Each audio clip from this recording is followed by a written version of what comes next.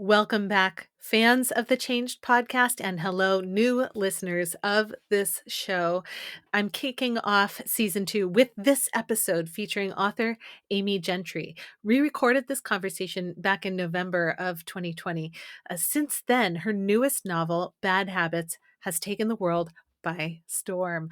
I'm thrilled to be giving you this charming conversation filled with stories and surprisingly tactical tips on taking your dreams and moving yourself closer from dreamland to real life.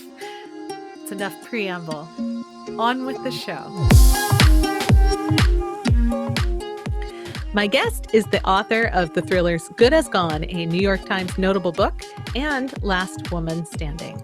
She also wrote a book on Tori Amos's album Boys for Pele for the 33 and a Third series. Her book reviews and essays have appeared in numerous outlets, including the Chicago Tribune, Salon, Paris Review, the Los Angeles Review of Books, and the Austin Chronicle. Holding a PhD in English from the University of Chicago and living in Austin, Texas, my guest is Amy Gentry. I'm Aiden Nepom, and this is the Changed Podcast.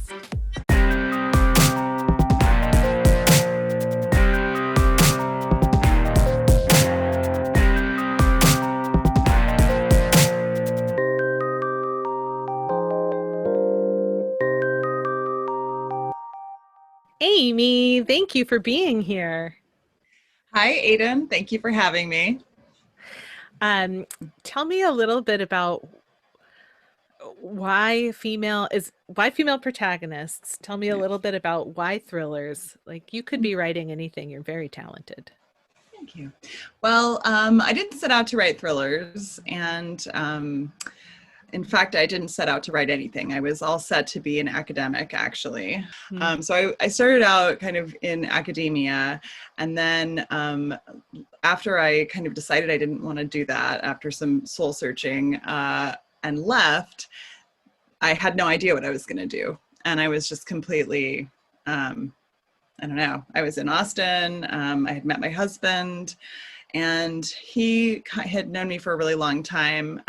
We actually went to college together, and he, knew that I had always wanted to write and sort of suggested that I just think about maybe doing what I always said I wanted to do. And so Sounds so simple when you say it like that, to just, do what you always want to do. No, it's not. But, I'd love to talk more about all the steps in that process, because I think people hear about big changes, of course, like that, and feel like that's something I could never do, or it's just massive and intimidating. But in fact, it's this series of steps. Like, when you're doing it, it's just this series of steps. At each point you have, a kind of limited window of things that you can do. So you pick a direction and start moving in it. But so for me, that was I joined a writing group. So one of my husband's friends just happened to be looking for a writing group, and I joined one of those. But even before that, I guess he was friends with a guy who was starting to edit stories at Culture Map, cultural coverage, like book reviews, movie reviews, stuff like that. And he was like, "Why don't you pitch Mike Grotman?" And I was like, "I don't know what you even mean by that." I ended up pitching a story about Dance Dance Party Party, which was something else I was doing at the time. But it's a female only dance experience that happens in a lot of different cities. And it's kind of a dance party, but, with no alcohol, or it's usually just in a dance studio with the lights turned off. And the idea is just to go crazy and dance for an hour or two with just friends or whoever wants to show up, and you don't have to sort of worry about being in a club environment. Or, of course, being in a club environment sounds amazing right now. Sure. Being in a room with anyone sounds amazing right now. Right. But, obviously, Dance Party Party is on hold in a physical space for the time being. I think it is. Probably there's some Zoom ones going on. You should look into it. But yeah, so I just started kind of pitching stories and doing books coverage and such. And I don't know, I'm saying it all out of order, but it's sort of over a period of several years, I was making these decisions to kind of go toward what I always wanted to do since I was 9 years old, which is write novels. And and eventually I was in this writing group where we were all writing novels. I started writing on an idea that I had this idea back in, I think, 2002 or three. And it was Mm-hmm. something I had kind of just written a little bit on, like, I mean, that's was more than a decade in the past. And abandoned. And then I just picked it up, and it had by then kind of turned into something totally different.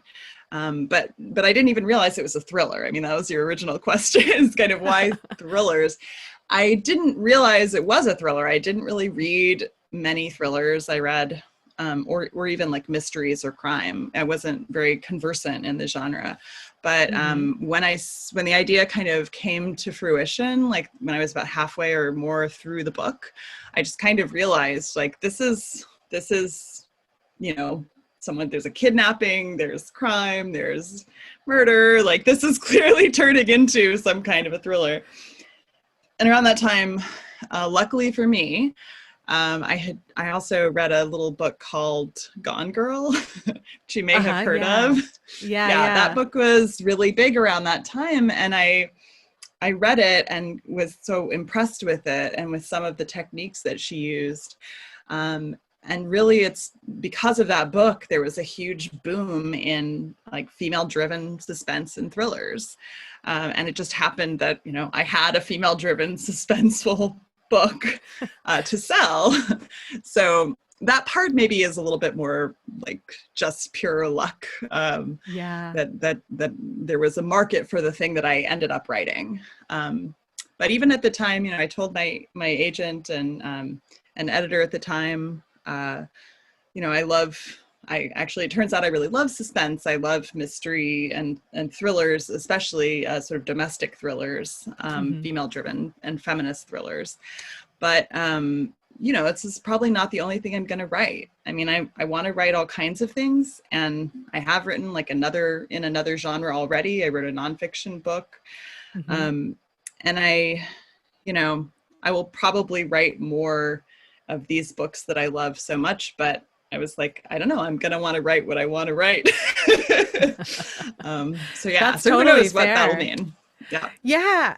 Um, I love listening to you describe that there's steps involved, but also luck. And I often think that these big sort of momentous changes, like career changes or life changes where you move across the country, it's this weird combination of taking small steps in a direction, like making a choice and moving forward on that. And then, like you said, like a little bit of luck, a little bit of like right place, right time, or wrong place, wrong time sometimes yields interesting results. But there's like a recipe that we don't Mm-hmm. always get to mix ourselves, so to No, speak. you're absolutely right. I mean, I tell people, a lot of people ask me about, like how I got started, Hmm. and, writers would like to get advice about this sort of thing.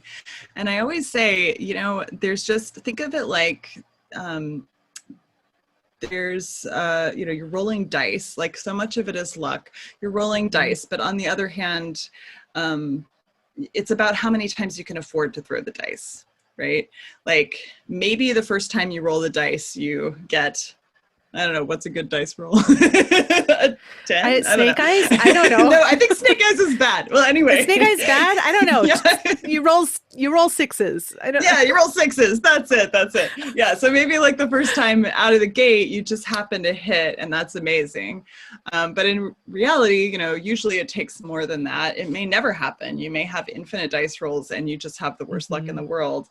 But, you know, where privilege kind of comes into it and resources comes into it is in how many times you can roll that dice, right? So Yeah. like, it's that's a good way of explaining to me. That's a good way of explaining how it's both luck and also privilege that drives these things, right? So, when I tell people, when they ask me like how they can kind of get started, I often tell people to marshal all their resources, like look around in their world. It's like, well, if you have money, great. You can afford not to work full time and work on your novel or whatever, that's great. But maybe that's not an option for you. Mm-hmm. So, well, do you have family members who can watch your kids? Do you have, like, what do you have that you can leverage into, do you have a partner who can like let you take one night off to do this creative work, whatever it is, because it's not just writing, but whatever it is, that you want passionately to do. Um, and yeah, I mean, it's like, ultimately, I think anybody who's in a creative career or who's made like a mid-career or late career adjustment like that, um, you know, everybody knows that it's a lot of hard work if you've gone through it, and that Mm-hmm. there's a lot of like pitfalls, and not everybody has the bandwidth to make their passion, their whole life. And not everybody wants to choose that path. But like, if you do, it's important to kind of to have a clear-eyed look at the role of the resources that you have in your life, and you can like marshal every resource versus just pure luck. Like, oh, Gillian Flynn, changed the entire publishing landscape with her novel, like just Right. a year or two before I had my novel in the same genre. So like that I had no control over. But I another, think that's have you, a really smart bit of wisdom. The conversation around privilege is always tricky for me because I'm of an age, we're probably the same age, Amy, but no, I yeah. think you're younger than me. It doesn't matter. The point being, like, I'm always afraid to dive into the conversation, and it does play a role. But that being said, there's also, I love these practical pieces of wisdom. There's action that people can take. Mhm, Um, to move forward on dreams they have, or wants. I met a mhm, woman at a conference many years ago who had a really successful book, and nonfiction. It was like one of those books that's like tidbits of life advice, and she mhm, literally wrote it in 10-minute stints because I asked her mhm, about it. I was like, "How did you write this book?" And she wrote it like when she got 10 minutes, like the kids are eating lunch at the table, she's going to stand in the kitchen and write 10 minutes mhm, worth of something. And the reason it's a book of just like small bits of wisdom, little poems, snapshots of this, a grocery list, like for whatever reason, it really mhm. hit with the buying audience. And then she got invited as a keynote speaker at all these conferences to talk about like the stuff in her book. And it was incredible. But it started so small Yeah. because that was literally all she had was 10-minute stints that she could do anything. She didn't Yeah. have the Yeah. And the she looked at, luxury to sit and the computer and stare for hours and wait for story to arrive. yeah, I think about that all the time now that I've been writing full time now for, I guess, 4 years or something. And even so, I'm constantly complaining about how, like, oh, I haven't had any time this week to write. And, like, it's so difficult. And I mean, I did have a kid 3 years ago, so that did change a lot in my, Yeah, like, yeah. time landscape. But, yeah, I think all the time about people who have, who are single parents, who have, really demanding jobs and just don't have the time or the bandwidth to do much more than have these 10-minute segments. But yeah, it's part of, part of this conversation is being extremely transparent wherever possible about how people achieve what they achieve. So Mhm. never downplaying the resources that did help you get where you Mhm. are. Mhm. For example, in my case, a partner who had insurance and was able to like, take more of the load. Like while I was doing all this freelancing and writing this novel, I was working a lot of jobs, but they were not high paying jobs. Like I was piecing together my part of the income with these like gigs and, Yeah. and like waitressing and teaching high school and doing all this like patchwork. But if he had not had like a stable income with insurance, that wouldn't have been an option for me. I would have had to get like a real job with insurance and such. So, it's like, Wow. yeah. Yeah. So, I mean, so there's a lot of flexibility involved on both your parts there. And, you know, Yes. and you brought this up before that this is a big change and there are steps involved.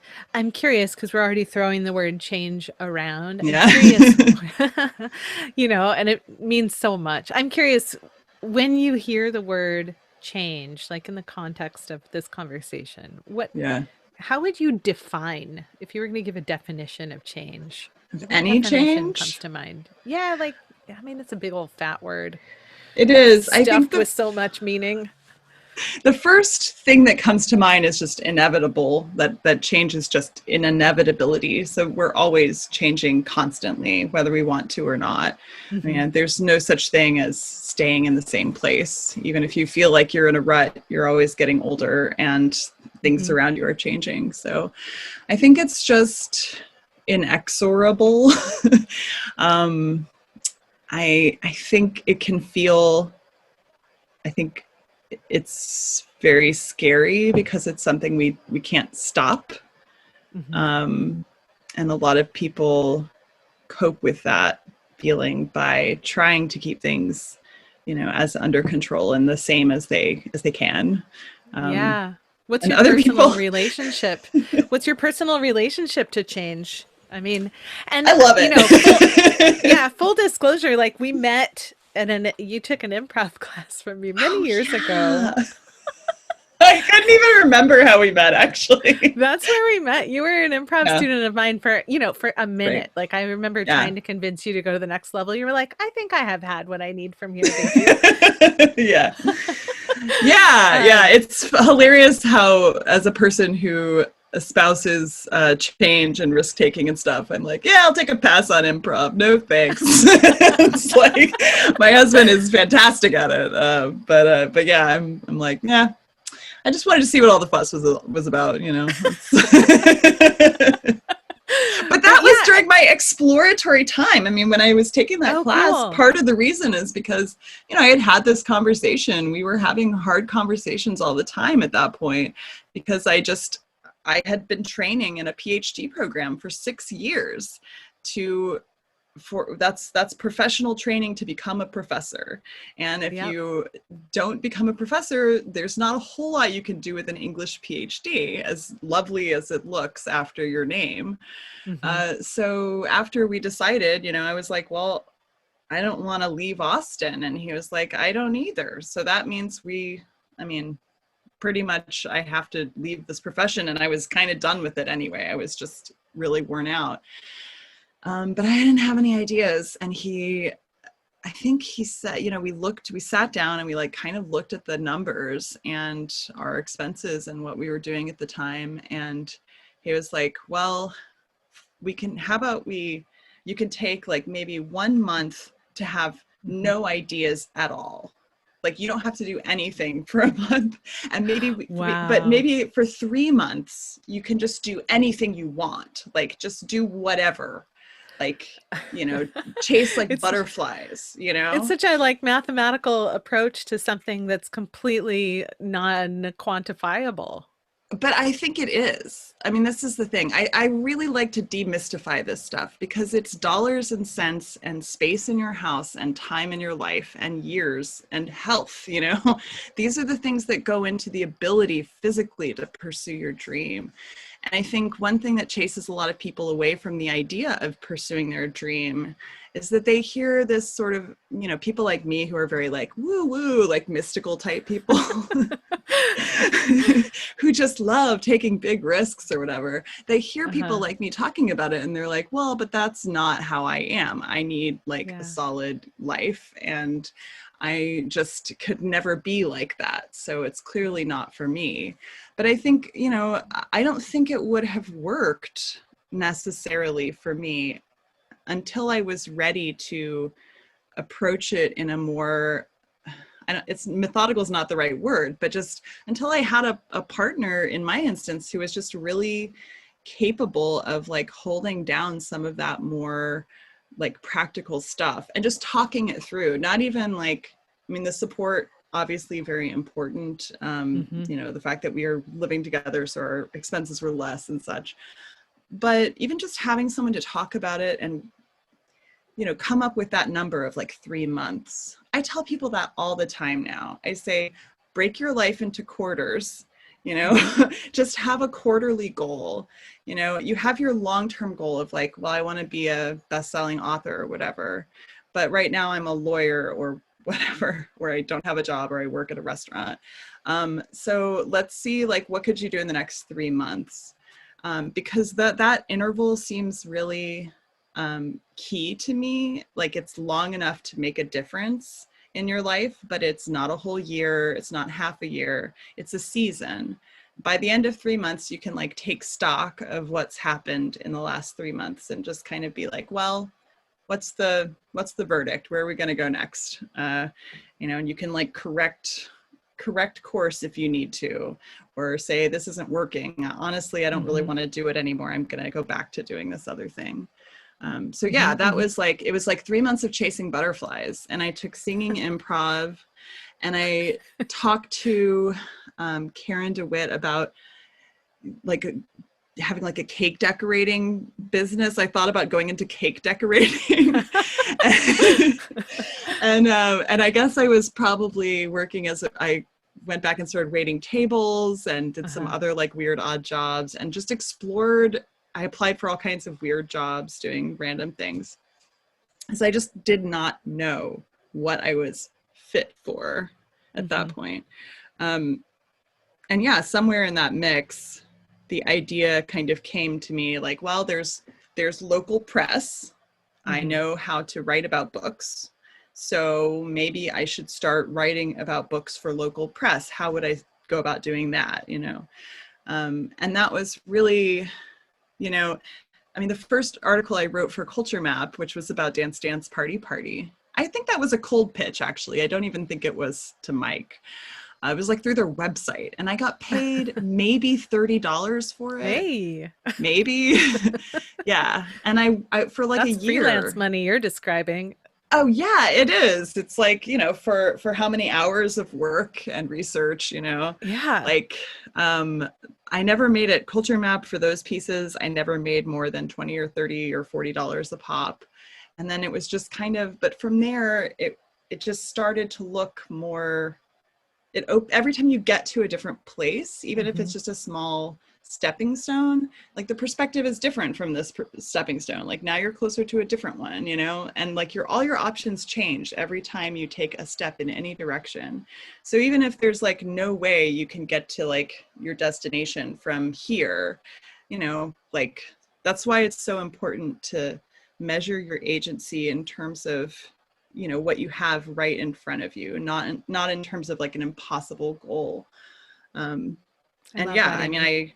okay, let me tell you one other thing that I did that I think probably other people have brought up before. But have you read The Okay. Artist's Way by Julia Cameron?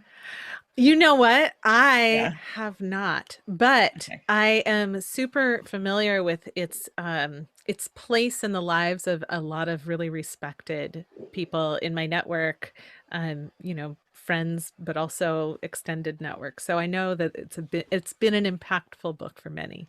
It has for me too. I am one of those people. During the butterfly chasing phase, I was also I went to a women's group of just a few people, like a few friends, basically, and we did The Artist's Way together.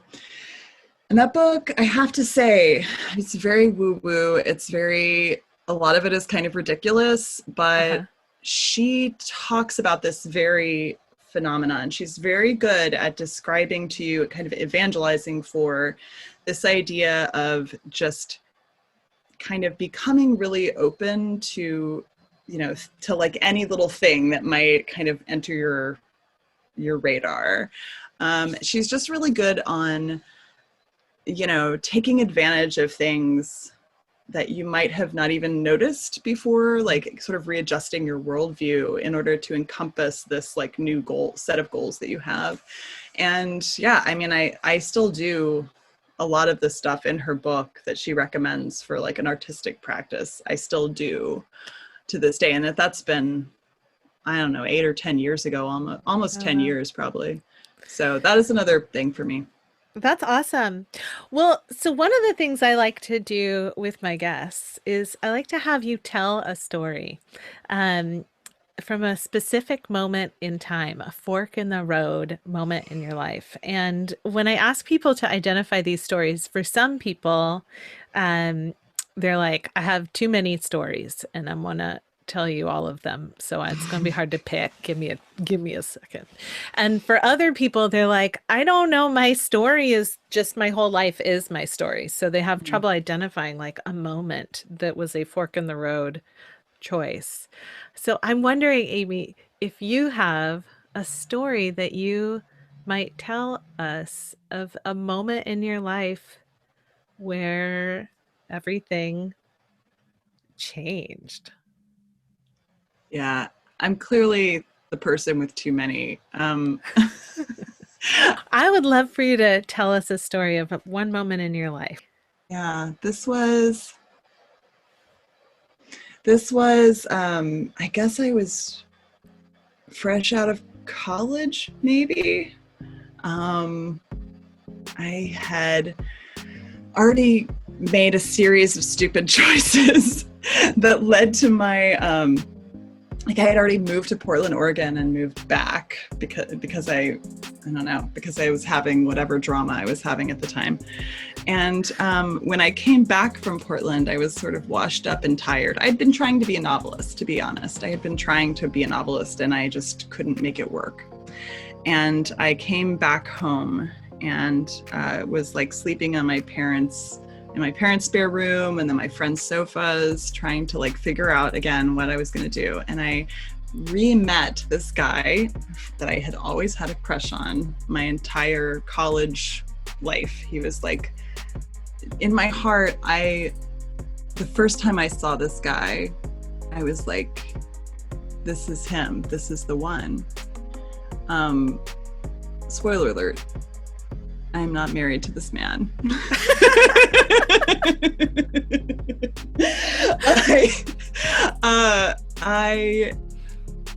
But it was the closest I've ever come to falling in love with someone at first sight. And he was my roommate's friend. He was not interested in me, but low key the whole time I knew him, because we had a lot of like, we would hang out all together. I just had this like deep and abiding crush on him. And then later, all the stuff happened later and I came back and met him again. And for whatever magical reason, it was like, he just saw me and suddenly had the same feeling about me. And we had this, what seemed to be a magical whirlwind romance. I know these words sound ridiculous, but again, this is like, it was like taking a drug. I mean, this was like the only time I've had this kind of experience. And I was so determined, like I knew this had to be the one, because it was fate. I mean, clearly, right? Like I knew it and then it happened. And honestly, there were all kinds of things, like he was moving away in a few months. And then after I found out that he was like returning to his religious faith, which was Mormonism. And that was not my religious faith. I had none. And like the obstacles kept popping up and I kept smashing them down because I was so sure, that based on this feeling, that we were like meant to be. And this, must have continued for like a year. We were long distance, then we weren't, then we were, like all this tumultuous stuff happened. And then it was Christmas. It was Christmas or New Year's. It was New Year's Eve. And I had gone to visit him. He was like with his parents in Utah, in like Salt Lake City, Provo. And I was staying with them as like visiting, meeting the family and such. And I just knew, like, I can't remember how, but I just knew he had a ring for me. And this was like all I had wanted for, I mean, I actually had bought a wedding dress. I had like, yeah, I mean, I was really, and we had at this time, you know, we had, the religion thing was a huge obstacle, and we had cried about it. We had talked about it. We had, you know, I was trying, he was trying, we'd gone through all this stuff, but I just knew that this was it. And he was like taking me for this like romantic evening. I mean, romantic to him evening. We were going to go see the lights, the Salt Lake City downtown, like tabernacle lights, right? Which again, it's like, maybe a sign that we were not super compatible is that this was the height of romantic to him and terrifying and not fun at all to me, right? Just the idea kind of made me like, ooh. And the whole evening we had dinner, and like, it just felt kind of sick at my stomach the whole evening. And I could tell he was like waiting. He didn't know when to do it either. And he was really nervous. And then we got all the way to like the square, you know, like we saw all the lights and stuff. And I just was like, he was like, well, I haven't given you your Christmas present yet. And I said, is it a ring? It's a ring, isn't it? And that was it. That was all I needed to say. And he said, in my memory, it's so crystal clear, actually. He just said, oh, Amy. And we just started crying.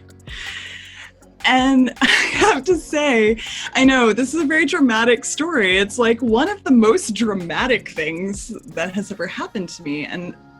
But part of the deal with this relationship is that it was so intoxicating and high drama, you know.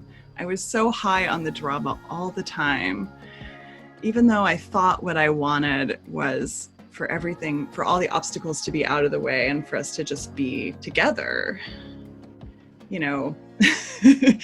In the moment when it was really happening, something in me just knew, like it wasn't even an option to say yes.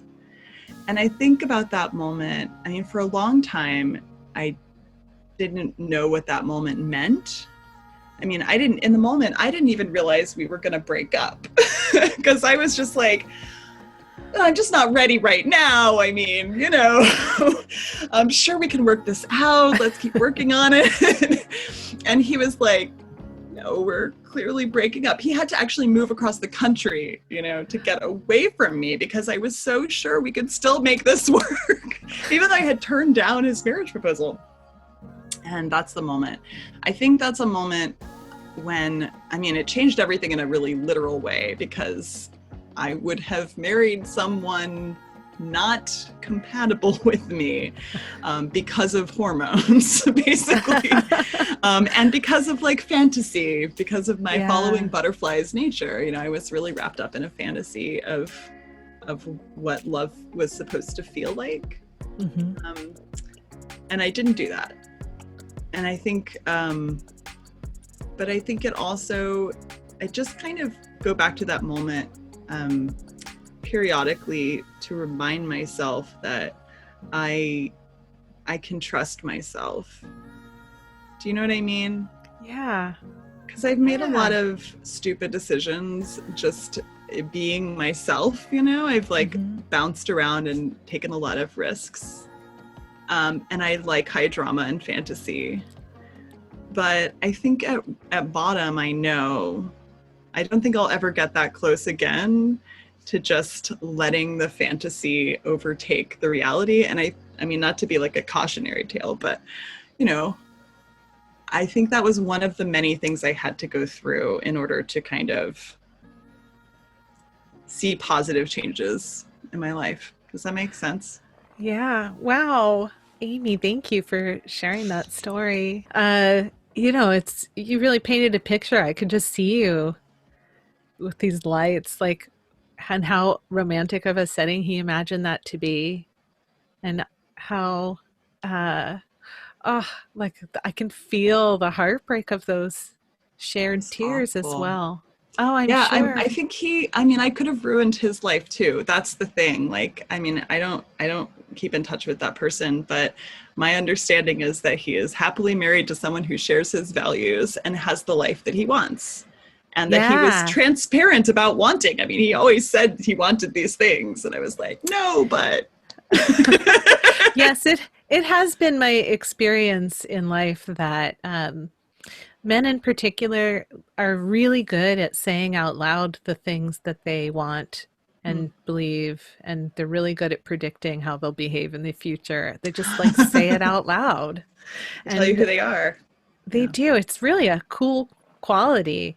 Um, and this is of course a huge generalization. It's just been my experience as a cis woman who's only dated men. So that's the experience that I have to draw from. Um, so, you know, It's funny you it's, should say that. Yeah. Oh, sorry. I'm sorry. Were you finished or? yeah, oh, yeah, yeah. I mean, no, am I ever? I love talking, but, I just think it's it's like, yeah, yeah, it's just been my experience. It's a yeah, limited experience because I yeah, haven't dated women. I don't yeah. know, if it works the other way around. I think it's just funny when I hear it because I don't have a problem saying what I want usually out Yeah. loud. And I think I didn't even then. I maybe I have trouble hearing other people when they tell me that stuff. And Yeah. I think if anything, I have a tendency to I have an ability to spin a I don't know, a spell. You know, Hmm. I think in that case, that guy was really trapped in my fantasy to a large degree of, Mm, you know, what we could be. I mean, I think he liked or loved me too, but I think he had a more realistic idea of our incompatibilities. And I was like, you know, like it was like sustaining to both of us. I was producing this like yeah. romantic aura. And I think that's actually also like obviously can be incredibly useful to be able to spin that a feeling for somebody. It's great for a storyteller. It's a very, very good trait to have as a Yes. storyteller. Um, but it's also kind of dangerous. Like you can fool yourself and you can fool even other people without even intending to. Yeah. I don't know. Is that Well, you alluded to it a little bit, but what do you think would have happened if you had accepted that gift? Do you think you would have actually gone through with a wedding had you You know accepted that what? initial proposal? You know what? I don't think so. More and more, I think, especially having gone through a wedding with like a real person who's now my husband Right. that I actually am super compatible with. Um, yeah, and knowing all that that entails. No, actually, I like to think there would be a million chances to say no Sure. to it. And I think the closer I got to it, the more I would see. But it's funny because I've done other things like go to grad Hmm. school and get a PhD that are like not dissimilar to marrying a Mormon in that they were not the right thing for me. And you know, like I had to get that ring. Like I got that diploma. I went all the way and got Yeah. married to the academy and then was like, nope, ending it. I gotta cut and run. That's So sorry, it's a really funny expression that you just used. Um, what do you think? I mean, okay, that. So, two things. One thing that popped into my head immediately was this idea of wedding as a test for marriage, because I think if you haven't been through a wedding, there's this sort of romantic idea of what a wedding is. And if you've been through a wedding, what it really is, I feel like I'm pulling back the veil now. No one's going to want to get married, but what it really is a test to make sure you actually want to be married to that person. Because if you can get yeah, through the wedding process, yeah. and still show up and be like, I'm radiant, it's like, I don't know how you know, radiant I was by the end of that process. I think I was pretty right? like, oh, It's yeah, yeah, it's a strangely stressful it's process, the really wedding planning stressful. process. It's just like putting on a play. Yeah, it's like putting on a really insane play. Yeah, an insane play that's only going to last for, a few minutes, Yeah. and then be followed by a giant party. Party. Yeah. I think the couples who are getting married this year don't really like they don't know the I don't want to, this is really callous of me to say. I know what you're gonna say. It's really callous, but but in many ways, just I don't know, it's probably wrong. In many ways, I think that this is a great year to get married, because keeping it so Love it. small and like not being able to do the things Yeah. that are expected of you, um Yes. like there is some freedom there. It's a silver lining to a very dark cloud, is maybe the best way to say that, because obviously getting married this year would carry with it all kinds of other stressors that we didn't have to deal with. So, I want I to think it's acknowledge very that brave of you reality. to say that, Aiden. I really do. I think like I really, really I admire you for saying that, because I feel like I I really commiserate. I mean, I empathize so much with all of the people Hmm. who are like having their, particularly if they've financially invested in their weddings. Usually they have by that That point. part I feel Yeah, very that sad stinks. for They're like people. losing deposits and all that. Yeah. And they want to see their parents and have their parents there or whatever. Like it's horrible for all those reasons. But I did find myself recently, like a couple days ago, talking with some people on social media about how, I mean, for me, in retrospect, my wedding is like the least favorite thing that's happened Yep. in my marriage. You know, it's I wouldn't say it's the worst day of my marriage, but similar to the way that like a lot of people have very wonderful childbirth experiences. And Oh, I am so happy and not at all jealous of those people. Um, but for me, like one of the worst days of my life was I was an incredibly like difficult traumatic labor culminating yeah. in an emergency C-section. And like, I'm happy that some people don't feel that way about it. But for me, I'm like, yeah, that was my least favorite day of my baby's life, of my Hmm. child's life. And Yeah. it's kind of, it was worth it. It was a very important day because now I have my kid who I love. But that's how I feel Right. about the wedding too. It's like, it was just this unpleasant thing that had to be got through. The difference is, no, they both cost a lot of money. They both cost a lot of money. And they're both very physically demanding. And Hmm. people tell you that both things are so amazing and that you're just going to love them. At least people are honest about one of them being Yeah. physically painful. Yeah, but they But don't tell you half of it. Like you don't, no, and no.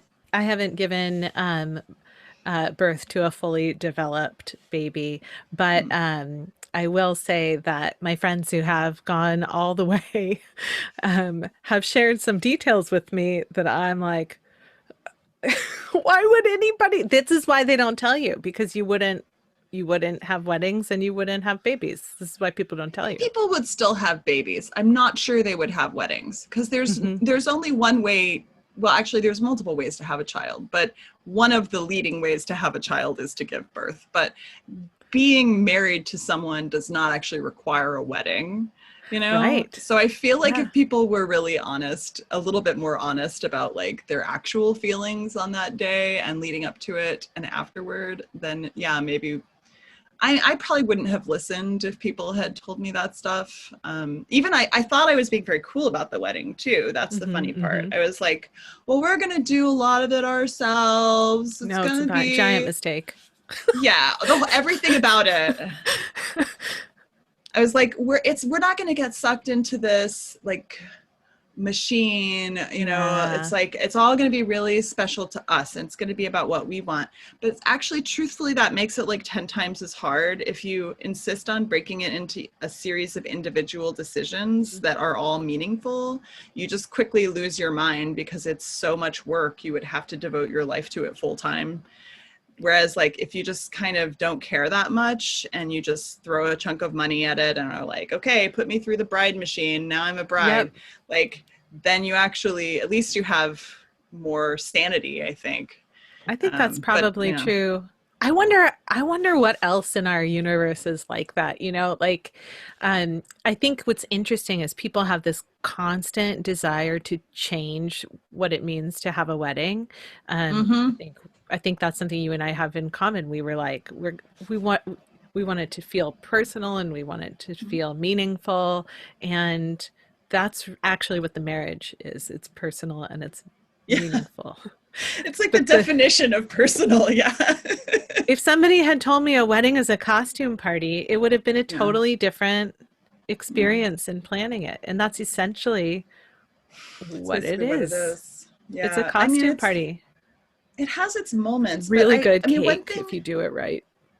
I made my own cake like an idiot. Oh my God, how have Made we my not own talked cake. about cake? Okay, so Amy, this is, and this, at some point we'll wrap this conversation up and I'm going to have to make some serious edits, but I have to talk to you about your cakes because Oh your yeah. cakes are incredible.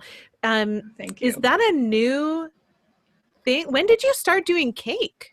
No, I started doing it when I was a child, I mean, you mentioned actually. talking to Karen Jane about baking. Yeah. And for people who don't know who she is, Karen Jane is an incredible baker. If you're not following her on Instagram, The Instantgram. the Instantgram on the interwebs, come on, Grandma. If you're not following Karen Jane on Instagram, you should because she has a lot of great stuff that she posts there from time to time of the baking that she does. So you've been baking since you were a kid. I'm going to be Yeah. posting, by the way, a Not picture on the show. baking, just decorating. Well, I'll be Yeah. posting in I the need to show notes correct one you. of your Sesame Street inspired Oh, character cakes because yay. it's Thank just you. so cool. Yeah, I no, it's just all about I am not actually good at baking. That is a common mistake. I use cake mixes and um yeah, I mean I'm okay at it, but I just like decorating, and I started doing that when I was little because I found my mom's Wilton yearbooks. The Wilton is like the cake decorating. They were like big in the 70s, and now Yeah. all the techniques have really moved past Wilton. Now there's all this YouTube stuff, but I found her old like magazines, yearbooks, things, Uh-huh. and I just would like read them obsessively because they were just pictures of like amazing cakes. It's like a book full of just cool cakes. Hmm. And then I started reading them, and I knew that my mom had the supplies from her class that she had taken like before she went back to work. And yeah, so I just started playing around with it. She got me started and showed me how to do the stuff a little bit, but I was like obsessed with it at a certain age. And then just like probably starting in 7th grade is when I really started like making real like decorated cakes. And then it's just something I go back to every once in a while. I don't like, I mean, now that I have a kid, like that's like the whole reason for cakes, like having a kid is such a good excuse to just spend like, they take me like 8 hours, maybe like 10 or Yeah. 12 if you count like supplies and preliminaries and stuff, and design also. It can take like more like 12 hours, but the actual decorating takes like a solid 6 to 8 hours to do usually.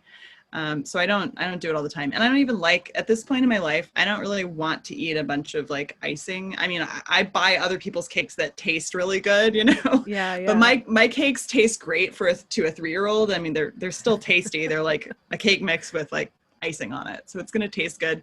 But by the time I've been decorating all day, I don't even really care about eating it. Anyway, so yeah, It's just a that's piece of all. I've art. made wedding That's cakes. awesome. Yeah, it's a piece of art. It's a It's a form piece of of art. self-expression. Can you imagine if you had never found those Wilton yearbooks? Like, If my mom had thrown them out and like if she yeah, hadn't like pack ratted them away, yeah. that'd be really You'd have to sad. have some other form of artistic expression.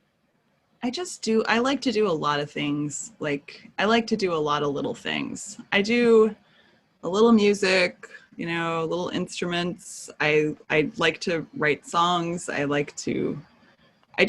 not great at any one thing, except I think I'm pretty good at writing, and that's why I've always felt like that's where it really is. But I Well, get and the bored really world seems easily. to The world seems to agree with you being We'll good see. at writing. Yeah, they haven't seen my amazing cakes. No, just kidding. Well, they will now. Well, Amy, I super appreciate you taking a bunch of time and effort. A lot of time. I'm sorry, way too much time. Nonsense. It's always a pleasure. I've had a handful of conversations with you over the years, but they're always awesome. Yeah, And same goes. I would talk to you more, but I'm not going to. Okay, cool. But here's what I want to say. I just want to say super thanks. And also, are there any last thoughts or reflections on this idea of change, or on what it means to become a writer, or on decorating cakes that you want to share with anyone before we go? Well, they actually I'm going to bring them all together into one succinct bit of wisdom. So just sit back. But I think actually I have been thinking that we've talked about a lot of big momentous kinds of changes, and like the things that we do to mark those, like the wedding, having a child, moving across country, changing your career. Yeah. But to me, it kind of comes back to that idea of just every big change is actually a bunch of tiny changes, and you don't have power over everything that happens to you in your life.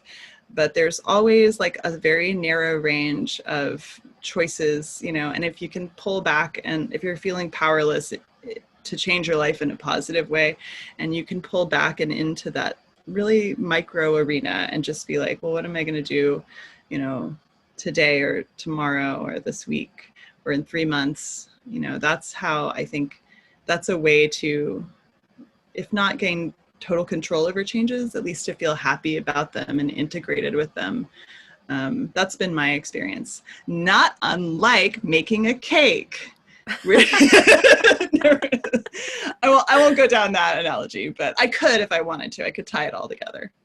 I love it. I love it. Thank you so much. So Bad Habits, February 2nd. And you can always get my first 2 books, Good As Gone and Last Woman Standing, wherever books are sold. And I encourage you to go to your local independent bookseller for them. Samesies. You'll have a link to Powell's in the show notes here, because that's my local bookseller. Awesome one. It's a good one. It's a good one. As for you, Amy, thank you so very much. What a great conversation. Thanks.